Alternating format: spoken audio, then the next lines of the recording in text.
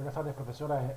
Estoy grabando el video de la actividad 4 del módulo 1 de Derecho Procesal, donde vamos a hablar de la ley procesal, la jurisdicción, la acción y el proceso. La naturaleza procesal de la ley es cuando la norma dicta el proceso o dicta la forma, los requisitos, los pasos, la manera para desarrollar el debate para que haya una sentencia y que ponga fin a la controversia. La naturaleza de esta ley es de derecho público, ya que regula la actividad jurisdiccional o la función jurisdiccional asumida por el Estado, ya que todo derecho público es asumido por el Estado. La eficacia de la ley procesal en el tiempo. Bueno, dice el artículo 24 de la Constitución y también el artículo 9 del Código de Procedimiento Civil, que la ley se aplicará desde que entre en vigencia, aún en los procesos que se hallarán en curso. Entonces tenemos tres casos donde la nueva ley procesal entra en vigencia. Cuando frente a los procesos terminados, bueno, cuando ya termina un proceso, pues la nueva ley no va a cambiar lo que ya se cumplió con la antigua ley.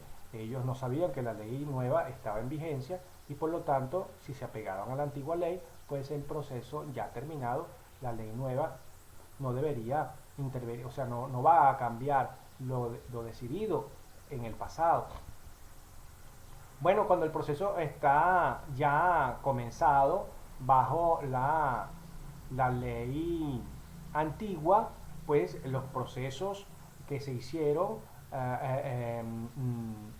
apegados a la ley antigua, pues no van a ser alterados, solo que en el momento de que, por lo menos hoy, si se entre en vigencia la nueva ley, pues desde ahora se harán los procesos como dice la nueva ley, solo que los antiguos procesos pues no van a cambiar porque fueron acatados por siguiendo los pasos de una ley y de la ley, solo que ahora una ley derogada, la ley antigua.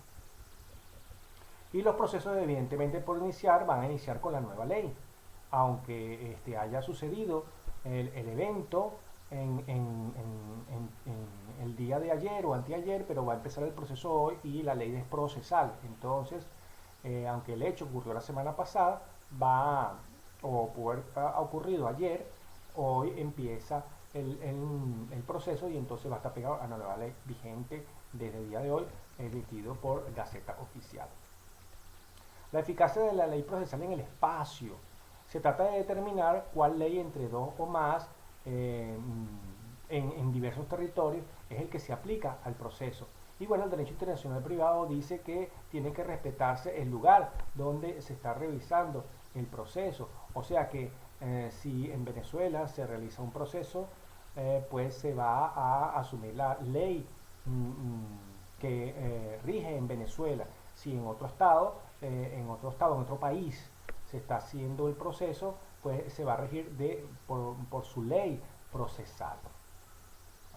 En relación a la capacidad personal, bueno, las personas son capaces, según el mismo derecho procesal, si pueden, son de libre ejercicio para sus derechos. Entonces, esto deben ser, si no son, deben ser asistidos en juicio según el Código de Procedimiento Civil. Eso lo va a establecer la ley cuando uno se llena los requisitos. Generalmente el requisito más importante es la edad, pero también hay otros requisitos, ¿verdad? Como por lo menos problemas psicológicos, que pues no permitan de que una persona sea capaz de llevar un proceso. En cuanto a las pruebas, la forma de practicarse la prueba y cómo se admite, pues está regida también por la ley procesal vigente. La ejecución en el extranjero de actos relativos al proceso en Venezuela. Aquí se lleva un proceso, ¿sí? Y pues hay algo que ejecutarse en el extranjero de un proceso que se lleva acá. Pues entonces ahí está el Código Bustamante, que hay un principio establecido igual que está en el 388 de ese código y también está en el 188 del Código de Procedimiento Civil, donde la comisión o la rogatoria o la petición que tiene que hacerse en el extranjero de parte de un tribunal venezolano tiene que llevar el membrete en el nombre de la República de Venezuela o la República Bolivariana de Venezuela y se envía al tribunal extranjero. Entonces, es de tribunal a tribunal, la rogatoria, la petición, de modo que allá también lo ejecute un tribunal como acá con toda la jurisdicción y la potestad que se le da en el otro país. La ejecución en Venezuela, los actos relativos al proceso extranjero. Bueno, la medida de tribunales extranjeros con respecto a testigos, experticia, interrogatorio y demás que se tienen que practicar en Venezuela deben buscarse con el juez de primera instancia que tenga competencia. Me explico, si es agrario, si es civil, si es mercantil, para ejecutar esa medida. O sea, igualmente, cuando se va a ejecutar algo afuera, Venezuela tiene que, o el tribunal, buscar un tribunal de allá. Igualmente el de allá tiene que buscar un tribunal y es el de primera instancia. Debe ser evidentemente solicitado o lo que llaman rogatoria y que haya una persona acá en este país para cubrir con los gastos, ¿verdad? Una notificación o algún tema de que tenga que llevar gastos, pues entonces alguien tiene que cubrir esos gastos. ¿Qué es el exequatur? Es un procedimiento judicial en virtud del cual la sentencia definitiva firme, o sea, las sentencias que ya no tienen más apelación o dictadas en el extranjero en materia privada pueden producir el efecto de lo que cosa juzgada, o sea, una cosa que no se puede volver a juzgar, ya se juzgó y será ejecutada. Señala Chiovenda que mediante este procedimiento la sentencia extranjera se nacionaliza. O sea que la sentencia en el extranjero firme de cosa juzgada para que se ejecute aquí en Venezuela, dice el derecho internacional privado, en su artículo 53 debe tener algunos requisitos, que haya sido dictada de forma privada, o sea, civil o mercantil, que tenga fuerza de cosa juzgada, o sea, que no, esa cosa no se haya juzgado en otra oportunidad, ¿sí? De acuerdo con la ley de aquí, de Venezuela, que no se hayan bienes inmuebles, porque ¿cómo podemos trasladar una finca? Y que no se le haya quitado la jurisdicción. En Venezuela, los tribunales del Estado que tengan jurisdicción y que el demandado haya sido citado y haya tenido tiempo para la defensa. Entonces todos esos requisitos se evalúan acá, tribunal, competencia, jurisdicción, y si todo el proceso se llevó tal cual lo exige el Código de Procedimiento Civil, pues entonces se hace compatible.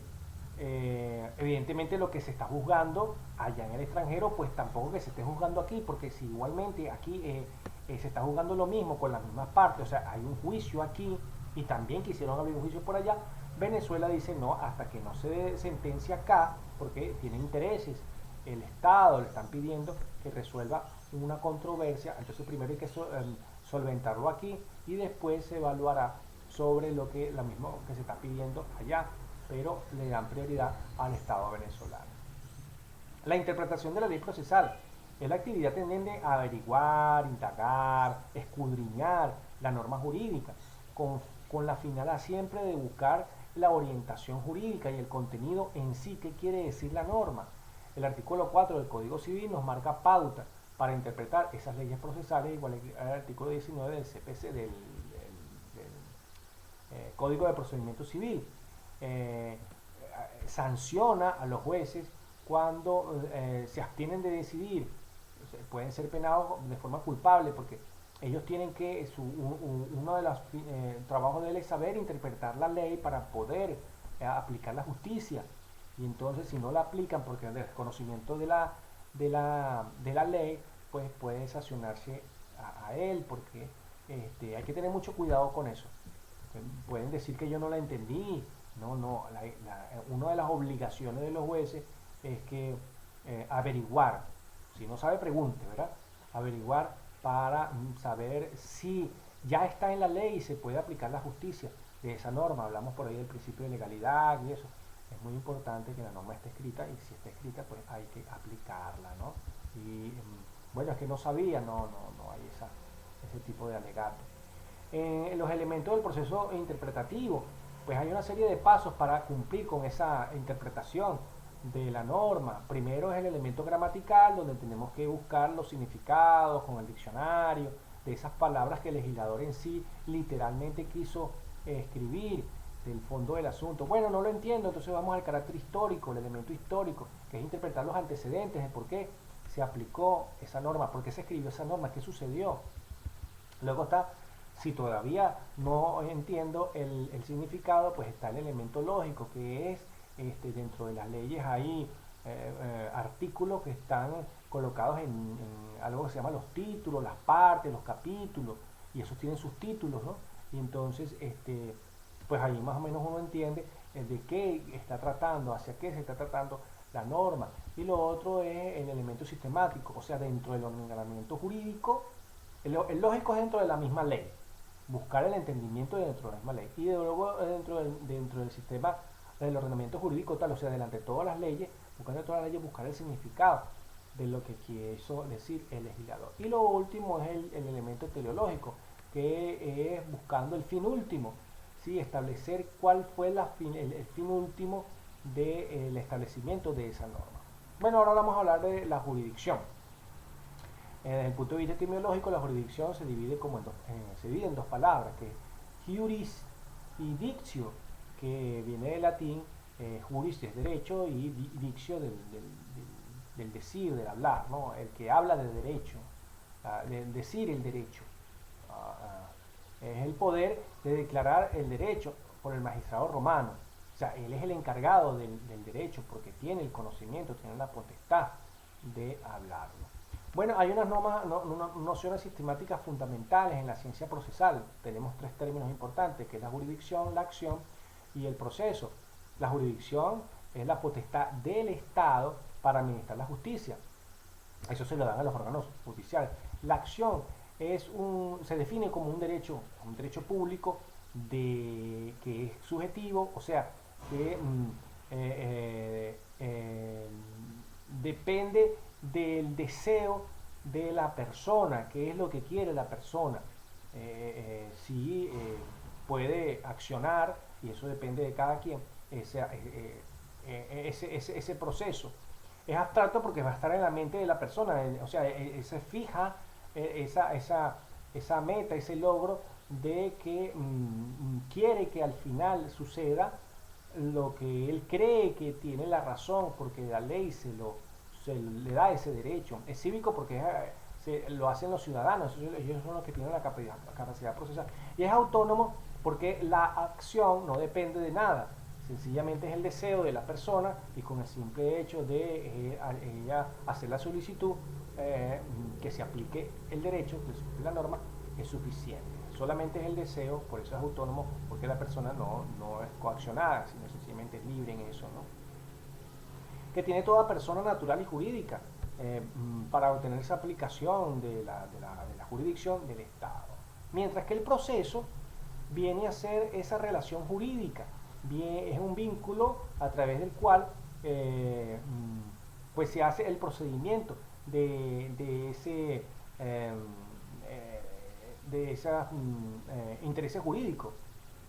O sea, está el Estado, que es la jurisdicción, está la acción que la realizan las personas o las partes, y el proceso, esa serie de pasos, trámites, requisitos, es la relación que une al Estado para que aplique la justicia y la petición de la parte o de lo que va a accionar la parte para que se aplique, cómo quiere que se aplique la justicia, cómo desea que se aplique la justicia. Entonces el proceso es una relación jurídica porque une a esas dos personas a través de esas leyes, esas normas que me lo había hablado, que la naturaleza procesal de la ley. Pues tiene la palabra jurisdicción o el término jurisdicción tiene varios significados. Se le puede dar un significado desde el punto de vista territorial. O sea, el que habla del derecho tiene establecido un territorio para hacerlo. Entonces, por lo menos, hay un tribunal que puede hablar de derecho dentro de la zona, se le da un territorio. En el estado Apure hay un juez que solamente en el territorio del estado Apure. Lo otro es la competencia. Se dice que la jurisdicción es todo y la competencia es una parte. Bueno, la competencia es en decir del derecho, pues hay varios tipos de derechos, ¿verdad? O varias agrupaciones de las normas, donde está el agrario, el civil, el mercantil. Entonces, a cada persona el que se le da la potestad, pues también se le da se les pide ese conocimiento para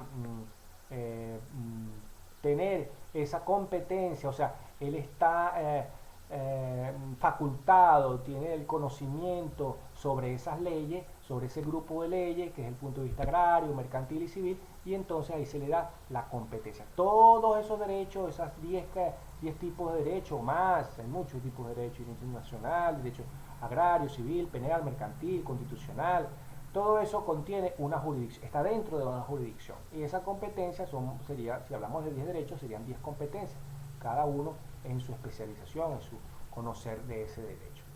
La jurisdicción como poder, eso hay que tener mucho cuidado porque no es que vas a tener un poder para destruir, sino para aplicar la justicia.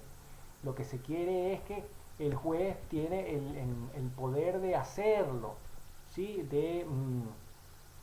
En ese poder pudiera decir como la función, pues es como una obligación para él aplicar la justicia.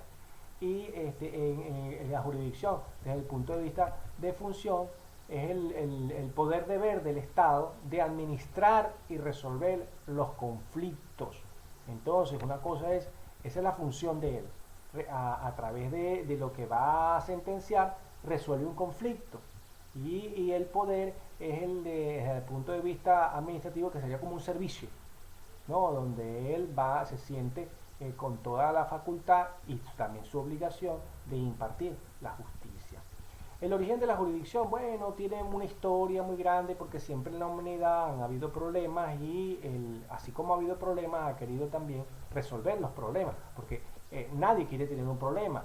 Entonces se plantean los problemas para resolverlos. Entonces hay antecedentes por allá en el siglo XIX, 1900 años antes de la venida de nuestro Señor Jesucristo, está por ahí en la tierra de Babilonia, en lo que es el país de Irak hoy en día, está lo que se llama el Código Hammurabi, que el rey Hammurabi ya había definido una serie de normas para resolver los conflictos en aquella oportunidad.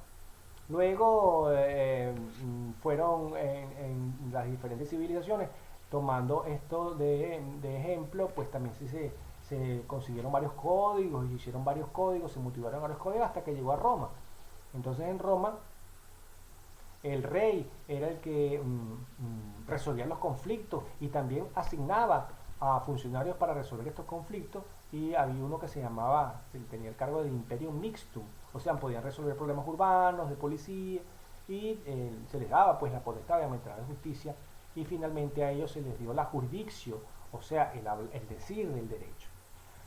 La jurisdicción siempre ha estado ligada al poder, primero al poder religioso, ¿verdad? Y luego al poder del Estado. Acuérdense que la Iglesia se fusionó por muchos años, por muchos siglos en Europa, que pues los reyes también eran obispos, eran sacerdotes, y entonces estaba fusionado lo civil con lo religioso, pero esto ahora con la división de los estados y con ya los reyes ya no fueron los sacerdotes, no fueron los obispos, y entonces se separó iglesia-estado, y a la final el poder de la jurisdicción se le dio al Estado. El religioso no tuvo nada que ver, no quiso tener nada con eso, y entonces con la Revolución Francesa en 1789, y que hubo la división de los poderes, otro pensamiento de lo cual Venezuela asumió pues lo que se llama la república. En esta división de poderes pues está el órgano legislativo y el órgano judicial. El órgano legislativo es el que hace la ley, el órgano judicial es el que la aplica. pero siempre ligado con el Estado. La posición de la jurisdicción dentro del orden jurídico. Bueno, la jurisdicción pertenece al ámbito constitucional porque ella es la que asigna las funciones, empieza a atribuir, empieza a dar la potestad a esas funciones públicas, porque es el Estado, ¿verdad? Y luego aparece la actuación jurisdiccional, consiste en llevar a cabo esas directrices, esos procesos. Por eso es que la jurisdicción tiene que ver mucho con que en esos procesos luego se hizo norma, se hizo ley, entonces apareció el derecho procesal, y entonces cuando se hizo esos procesos, se hicieron normas, se hicieron ley, entonces ahora la jurisdicción está bajo el derecho procesal. El concepto de acto jurisdiccional, pues el acto que está dentro de la jurisdicción, o sea que tiene que ver con ese órgano del poder público, el cual lo que se quiere es resolver el asunto, la situación en conflicto. Entonces el acto sí jurisdiccional que resuelve en sí es lo que se dicta, ¿no? Lo que se va a hacer con el conflicto, y eso se le llama sentencia. La sentencia resuelve el conflicto, no el proceso. Los procesos ayudan a que llegue la sentencia. Entonces en sí quien resuelve el conflicto no son los actos procesales, sino la sentencia. Entonces la sentencia por sí es el acto jurisdiccional. Bueno, esa sentencia o ese acto jurisdiccional está la forma de la jurisdicción. La forma de la jurisdicción pues están las partes, está el juez y está el procedimiento. Que lo que se quiere es que a través de ese procedimiento, a través de esas formalidades, garanticen que el contradictorio, que el conflicto termine con una resolución pronto, ¿verdad? De modo que se juzgue la cosa, ¿no? Lo que se llama la cosa juzgada. Bueno, está el contenido de la jurisdicción. Cuando hay un conflicto, para aplicar la ley debe decidirse con una sentencia. Entonces la jurisdicción tiene su contenido y tiene su función, que es lo que importa. No tanto la forma, sino el contenido y su función. El contenido acarrea dos procesos, que es que la jurisdicción empieza a conocer del conflicto, empieza a conocer del proceso, o sea, la parte acciona el juez, básicamente, el juez para que decida lo que él desea, lo que él está pidiendo, ¿no? Entonces, hasta ese momento, porque el proceso lo lleva a la parte, y entonces el juez, cuando se le pide por intermedio de una demanda, ese conflicto, entonces es cuando se activa, pues, acciona la parte jurisdiccional. Luego de que él decide la sentencia, se espera que las partes lo hagan espontáneamente, que ya se sentenció lo que ustedes quisieron, esta es la sentencia, y entonces que la ejecuten ellos libremente. Pero si no, entonces se vuelve a pasar a parte ejecución, y una ejecución forzada, porque lo que se llama coacción, porque las partes no lo han hecho, no han ejecutado libremente, entonces se vuelve a hacer la petición al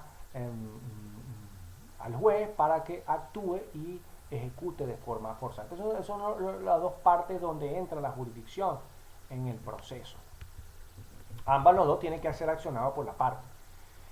Bueno, la función del acto jurisdiccional es la sentencia. La sentencia para que lo que no se quiere es que, o sea, lo que se desea con la sentencia es resolver el problema de que ya no haya conflicto, no haya enfrentamiento, o sea, que haya paz, que haya un orden social y haya una seguridad jurídica. De modo que se trate de asegurar que salga ganando el derecho. El derecho, porque el derecho aplica la justicia y las partes quedan conformes, ¿no?, con la aplicación del derecho. La definición de la jurisdicción, bueno, tiene varias definiciones o una gran definición con varias partes, que por eso la jurisdicción como derecho público tiene que ver con el Estado, ¿no? La potestad se la da el Estado, entonces desde el punto de vista tiene fundamento constitucional, porque la Constitución es la que va dando las funciones, es a través hacia el pueblo, entonces tiene su elemento político.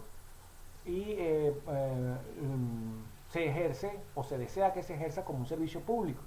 O sea que ahí está la parte administrativa como servicio público. Y por órganos independientes, ya asignados para los intereses pedidos por los ciudadanos. O sea que es carácter definitivo y entonces tiene una acción de sanción obligación, pues la coacción. Y por eso aquí entra lo procesal, la naturaleza procesal. El alcance de la definición. Bueno, el objeto de la jurisdicción es la cosa juzgada. Donde hay cosa juzgada hay jurisdicción, y donde no hay cosa juzgada pues no hay jurisdicción, no hay intervención del juez, del proceso. Entonces ese es el fin. El fin es pues la actividad del proceso, resolver el conflicto a través de la sentencia, hacer justicia y aplicar la ley. Hay lo que se le llama garantías jurisdiccionales, o sea, la sentencia. Hay 4 tipos de sentencias que ofrece el material: sentencia declarativa, sentencia constitutiva, sentencia condenatoria y sentencia cautelar. Bueno, la sentencia declarativa ya inmediatamente es que declaran algo, o sea, te dan un permiso, o sea, tienes razón, te dan la razón, puedes hacer esto. Por ejemplo, puedes pasar por un terreno que no es tuyo. Sí, es verdad, lo puedes hacer, declaran que lo puedes hacer. ¿Sí? El que crea las constitutivas son las que crean algo, constituyen algo, o sea, una nueva situación jurídica. En el ejemplo de que 2 personas se estén divorciando, estaban casadas antes y ahora se crea una nueva situación jurídica que es el divorcio, no estaba, ¿verdad? Pero ahora el tribunal, el juez, la jurisdicción le ha dado para sentenciar una nueva situación jurídica.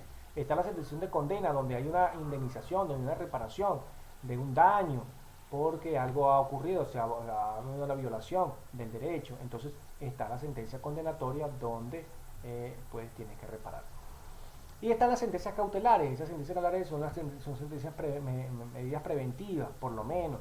Si van a vender, hay problemas entre la venta de un carro, pues lo que se quiere es que una vez que termine el juicio, pues entonces el carro esté en las mismas condiciones. Entonces hay peligro que el carro lo pueden deteriorar con el tiempo. Entonces, ¿qué es lo que hace la medida cautelar? Bueno, toma el carro, lo coloca en un sitio seguro para que cuando termine la decisión, entonces la persona pueda tener el vehículo como inicialmente se espera que se tenía, pues cuando empezó el conflicto, que puede durar 1 año, 2 años, 3 años o más. Entonces, cuando ese peligro, entonces se crea esa medida preventiva. La jurisdicción tiene tres tipos de jurisdicción: la jurisdicción contenciosa, la jurisdicción voluntaria y la jurisdicción disciplinaria.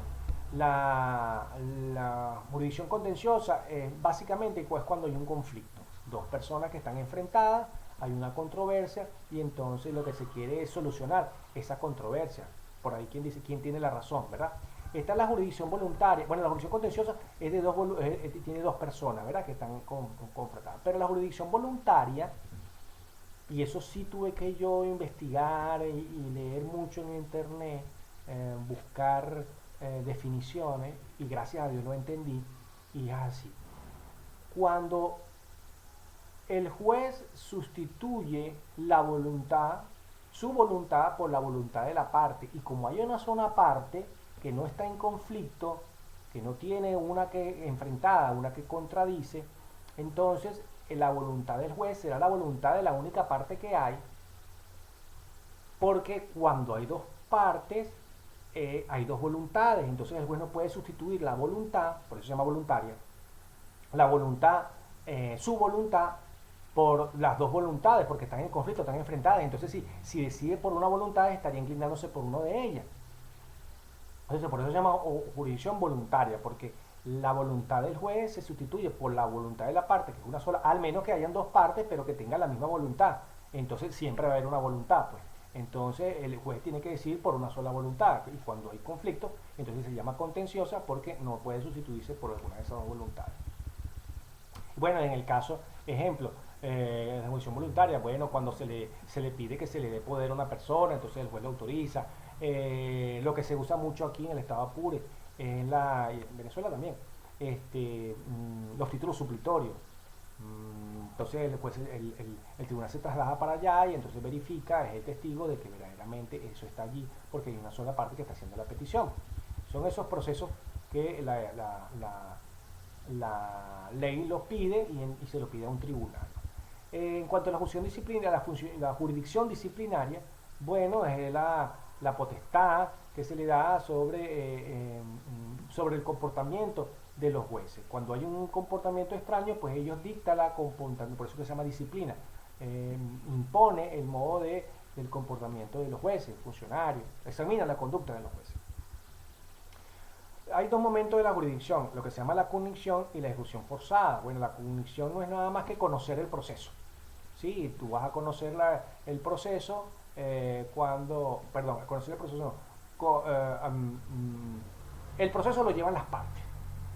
Y entonces el juez, como lo llevan las partes, no tiene que ver en nada con el comportamiento de cómo se lleva el proceso, ni tampoco el comportamiento de las partes.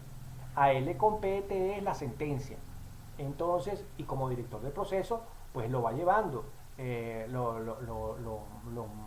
La norma de ese proceso, las etapas de ese proceso, pero lo que evacúen, lo que aleguen las partes y las pruebas que traigan, eso tiene que ver es con las personas, las partes. Él le compete la sentencia. Entonces, cuando él conoce en sí del caso, es en la sentencia cuando evalúa pues todo lo que le han presentado, si se han cumplido los términos, los lapsos procesales.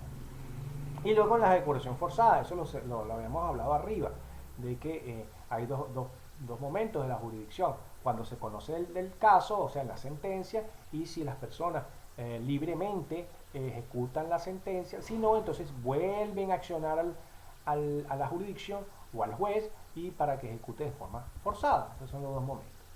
La acción. Bueno, ya hemos hablado de que eso es el poder jurídico que se le da al ciudadano, tiene ese derecho de acudir a los órganos judiciales para interponer o interponer una demanda, reclamar lo que él cree que la ley lo ampara.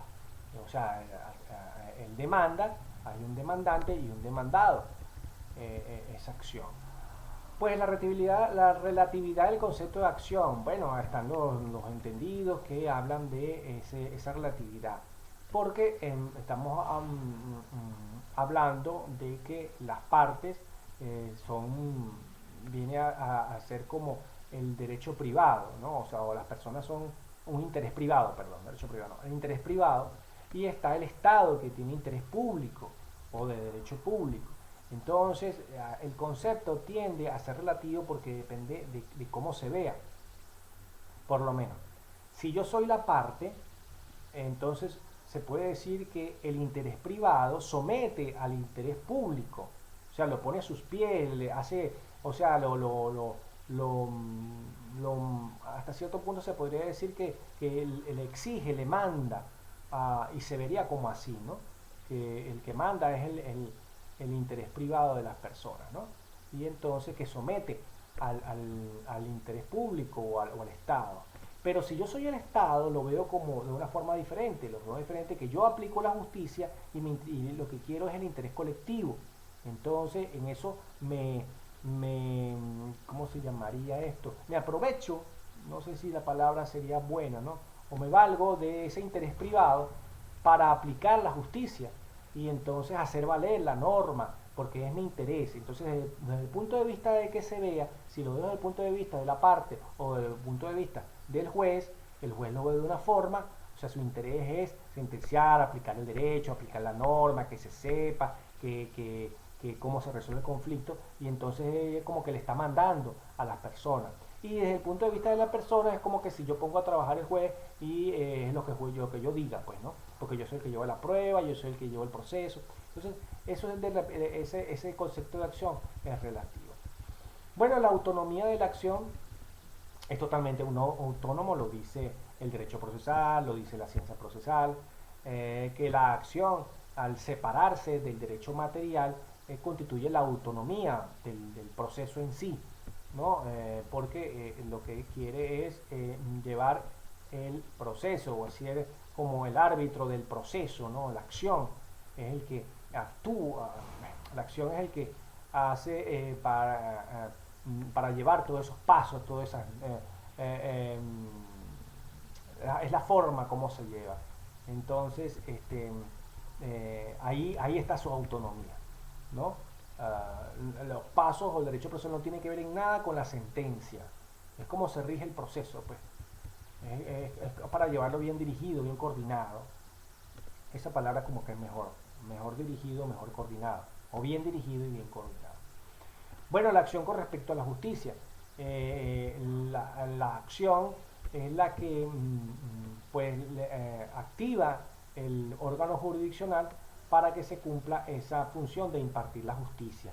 Entonces, la acción está por un lado y la justicia es otro. La acción es la que le trata de que accionar el órgano de jurisdicción para que aplique la justicia, pero no tiene que ver en nada con la justicia, están intrínsecamente ligadas, ¿no? Igual que la acción y el derecho subjetivo. El derecho subjetivo lo hace la persona, ¿sí? Es el que le da el interés a la persona para mantenerse en el proceso. Entonces, le da ese conocimiento a la parte para que actúe. O sea, tienes que ir por aquí, tienes que ir por allá, te faltan 15 días para hacerlo, está pendiente porque luego tienes que hacer tal cosa. Entonces, mantiene ese derecho, mantiene a la persona con el interés de mantenerse en el proceso, para resolver, igual que la contraparte, pues, o sea, los dos, pues, al demandando y al demandado, para resolver el litigio, ¿no? La acción y la pretensión, bueno, a través de la acción es que el sujeto de derecho, pues, comunica su pretensión. Es lo que él espera que ocurra porque el derecho le da ese conocimiento para poder realizar esa demanda, ¿no? La acción y la demanda, bueno, la demanda es el vehículo para introducir esa pretensión, para comenzar el proceso, es el inicio del proceso y pone en movimiento la jurisdicción. El proceso y sus principales fundamentos. Bueno, el proceso viene del latín processus, donde es como que ir adelante, caminar, es lo que sigue, es ese procedimiento, ese desenvolvimiento, esa sucesión de eventos, es una dinámica, ¿no? El conjunto de actos para que el fin que sea es producir el acto jurisdiccional, que es la sentencia que habíamos hablado. Eso tiene varios principios, ¿no? Está el principio, son 8 principios lo que voy a plantear aquí. Está el principio de la publicidad, donde comienza con el artículo 24 del Código de Procedimiento Civil, el artículo 110, 112 y 190. El artículo 24 dice que los actos del proceso serán públicos. El artículo 110 dice que el secretario deberá facilitar a las partes, cuando lo soliciten, el expediente. En el artículo 190, cualquier persona puede solicitar al tribunal copia de ese expediente, y en el artículo 112, que una vez terminada y concluida la causa, se pueden pedir copias al tribunal, y hasta documentos que están en ese expediente, pues que se los devuelvan. Está el principio del impulso procesal, está en el artículo 11 del Código de Procedimiento Civil. En materia civil el juez no puede proceder sino a instancia de la parte, o sea, en materia civil la parte es la que impulsa el proceso, no así en el proceso penal, que ya es derecho público y es el interés del Estado resolverlo. Una vez metido la demanda o resuelto la demanda, no, una vez que haya sucedido el hecho, entonces, si es por vía penal, el mismo tribunal es el que puede no, es su obligación impulsar el proceso. Puede ser por acusación, puede ser por denuncia o de oficio, puede empezar el proceso. Y quien lo debe impulsar es el juez, lo dice el artículo 14 del CPC. El juez es el director del proceso y por lo tanto puede impulsarlo de oficio hasta su conclusión. El principio de la verdad procesal es interesante, está en el artículo 12. El artículo 12 es bien interesante, conlleva muchas cosas del Código de Procedimiento Institucional, que los jueces tendrán por norte en sus actos la verdad. El juez debe atenerse a las normas de derecho. Entonces, debe tratar de buscar la verdad. ¿A través de qué? Debe abstenerse de las pruebas, de los alegatos, de lo que se evacuó, lo que hay en el expediente. Si sacar unos nuevos derechos, formular unos nuevos hechos, unas nuevas convicciones, sino debe atenerse a lo que dice en auto. Si el demandado no prueba que pagó dicha obligación, el juez no puede sentenciar a su favor. O sea que el, el, el, la parte tiene que probar a lo que se le está exigiendo. El artículo 1354 del Código Civil dice: quien pida la ejecución de una obligación debe probarla, y quien pretenda que ha sido liberado de ella debe por su parte probar el pago. Consagra que aquel que pida la ejecución de una obligación debe probarla. Entonces de ahí se va a basar el juez. Cuando se pruebe lo que están alegando, pues entonces ya el hecho, el juez decidirá sobre esa prueba. El principio de la aportación de las partes, bueno, también está en el artículo 12. Debe atenerse a lo legado y lo probado en auto. O sea, debe atenerse. O sea, que eso dependerá de otro. Dependerá de que la parte es el que va a probar en auto, porque ellos trajeron el problema, ¿verdad? Y así como ellos creen que tienen la razón, pues tienen que probar porque tú crees que tienes la razón. Tú estás alegando algo y tienes que ir probado. Si no lo pruebas, entonces el juez pues no podrá decir si el hecho es cierto o no es cierto, lo alegado. Pues también con respecto a ese existe en nuestro código pues lo que se llama el mejor proveer, o sea que el juez puede dictar para mejor proveer. Está en el artículo 514 a través de experticias, a través de expertos, igual que el artículo 249 del Código de Procedimiento Civil, el artículo 451 que habla todo sobre esto, sobre pedir experticias, pedir expertos que ayuden al juez a aclarar el asunto, porque el juez puede saber mucho de derecho, pero habrán algunas materias, por lo menos a través de ingeniería, de construcción o de medicina, de procesos. Entonces él tiene que pedir la ayuda de algunos expertos para aclarar el asunto. Puede hacerlo. Y eso entra con el principio de buscar la verdad. El principio dispositivo, el artículo mismo 12 del CPC, los jueces se atendrán al propósito y la intención de las partes o de los otorgantes, que habíamos hablado que el juez no puede agregar cosas ni por convicción. Entonces, está atenido sencillamente a la demanda, lo que está escrito en la demanda, la pretensión, lo que la persona desea, quiere, atenido a eso. Por eso la demanda tiene que ser muy específica. No puede ser tan general, sino atenido a eso. Es lo que él quiere. Si eso lo prueba, entonces pues en la sentencia, pues el juez dictará, aplicará la justicia, aplicará el derecho, y bueno, si tiene la razón, pues se le dará. Y lo otro es que las partes también pueden, con eso de que lo que se llama dispositivo, es que la parte puede, así como puede impulsar el, el proceso, también puede terminarlo. Él lo comienza y él también, la ley le da ese derecho de terminar el proceso, no importa en el lapso que esté. Sí, él lo dice el artículo 256 del Código de Procedimiento Civil y el 1713 del Código Civil. La transacción es un contrato por el cual las partes, o sea, hay un escrito, pues, mediante una concesión, terminar el litigio pendiente.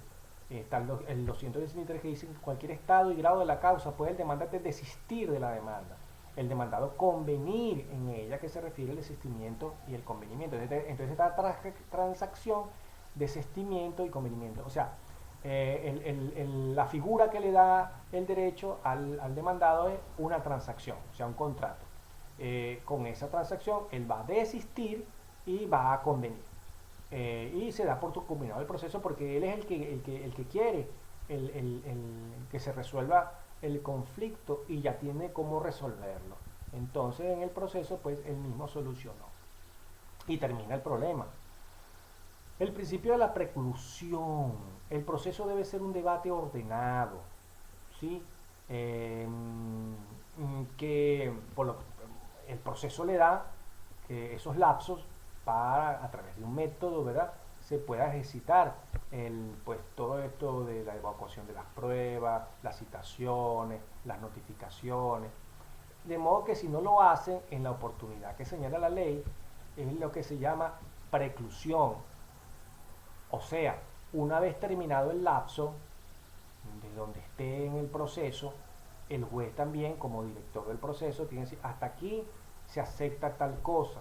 Y entonces no podemos decir, dame un día más, o bueno, no, un mes después, mire, ya conseguí la prueba, voy a colocarle, y dice, no, ya pasó el lapso, ya concluyó el lapso, el tiempo, y entonces no, pues todos esos procesos tienen un lapso de tiempo, como contestar la demanda, la evacuación de las pruebas, la sentencia, una vez que se cumplen tales y tales procesos o tales y tales lapsos de tiempo, de modo que ambas partes puedan tener ese mismo tiempo para hacer lo que tengan que hacer en ese lapso procesal, de modo que también, así como se le comunica que se ha abierto el proceso, también se comunica públicamente que ha terminado el proceso. Entonces ha concluido, precluye.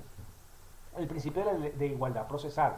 Bueno, en el artículo 15 del Código de Procedimiento Civil, si los jueces garantizarán el derecho de defensa y mantendrán a las partes en los derechos y facultades comunes, sin preferencia ni desigualdades. Entonces, eso también tiene que ver con el artículo 21 de la Constitución de la República Bolivariana de Venezuela, o sea, de la igualdad de las partes. O sea, al comunicarlo, hacerlo público, de que comienza la promoción de prueba y tienen tantos días para que va a terminar tal día o tantos días para evocarlo, entonces lo está haciendo de forma igualitaria, porque lo está colocando en el expediente y lo está haciendo público, se lo está comunicando a los dos que pueden venir a pedir. Allá antiguamente lo dije, el principio de publicidad de poder pedir el expediente para ver en qué momento, qué está ocurriendo en el expediente y que bueno, ambos los dos pues conozcan qué hay que hacer. Bueno, está el principio de economía procesal, está en el artículo 10, 77, 78 y 79 del Código de Procedimiento Civil, donde lo que se desea es que las partes ahorren tiempo y dinero. Entonces, lo que se desea es que el juez va a tratar de que buscar un tiempo o que sea breve, si el conflicto se puede resolver con un juicio breve, de una forma breve, pues él va a tratar de aplicarlo porque va a ser rápido, también va a acarrear la economía procesal que tiene que ver mucho con el gasto del Estado y también con el gasto de las partes porque ha resuelto el problema en 15 días, en un mes y eso va a acarrearle también seguramente, porque mucha gente dice el dicho popular que el tiempo es dinero, entonces va a buscar la economía también de las partes, de modo que se termine el litigio. Bueno, y si hay por lo menos dos cosas que se pueden dilucidar ahí mismo, en el mismo juicio, se pueden resolver dos cosas, que apareció algo, bueno, él va a tratar de unir esas dos y en la sentencia puede resolver todos esos conflictos, de modo que en uno solo se resolvieron varias cosas, ¿no?